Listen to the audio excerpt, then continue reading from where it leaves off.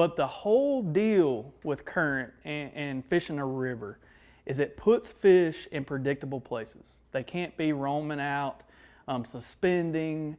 It puts them on cover, it puts them on banks, it puts them in eddies and places that you can target them and catch them very efficiently. And that's the big thing with current. And there's constantly activity.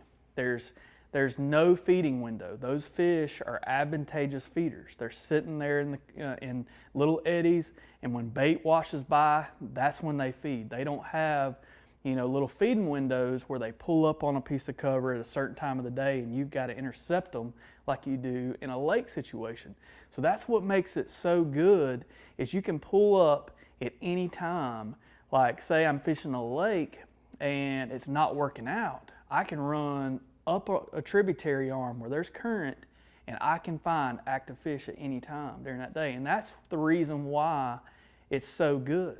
And the reason why, another reason why that is because there's always oxygen flowing up there. You know, when the water gets stagnant in the dog days of summer and those fish really, you know, suspend at that thermocline and are struggling to get oxygen. Sometimes they'll even move super shallow to get oxygen when the lake's turning over in the fall. But current always keeps the water moving and there's always oxygen and those fish are always active. The other thing it does is it gets you away from the crowd a lot. It allows you to, in our scenario, you've got your Bill Owens, you've got Kyle Welcher. I can name a few that really fish rivers a lot like me, and I'll run into them in these places very, very often because we all kind of think the same in the fact that it gets us away from the crowd. And it will do the same for you 9 times out of 10 because most people are fishing lakes and they're not thinking about, you know, running away from a big concentration of fish in the lake to go to current.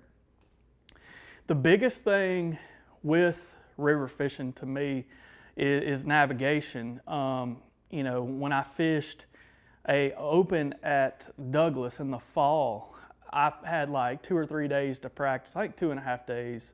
And that event, I ran a little aluminum boat that I had back then, and I pretty much knew what I wanted to do for that event. I knew it was going to be the fall.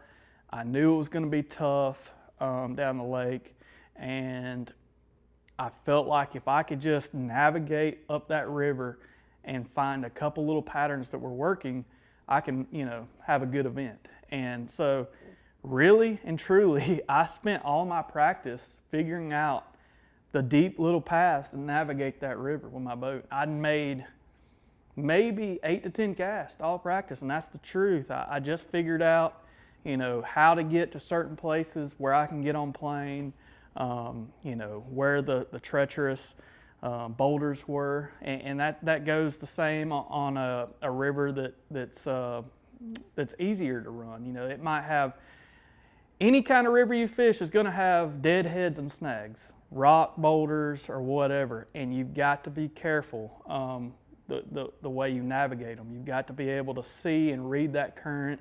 You look for those little bowls, those little, it's almost like a little bump in the water, and what that is that's the turbulent current coming over something under the water and causing it to rise up. And you've got to look for that stuff and make sure you don't hit it whenever you're running. You run to the side of stuff like that. But anyway, navigation is a big deal, and figuring out, for me, like on the Apalachicola River, I would try to figure out how far I could get on fuel. And Jason Christie is a prime example of this at the Sabine. I feel like that was key, and I'm kind of kicking myself because I didn't think of that. I did think of it, and I tried to go up there, and it was a treacherous run. Hats off to him for making that run. But what he did is what I'm talking about. He found out just how far he could get, and that's where he started practice, and that's where he found the winning fish.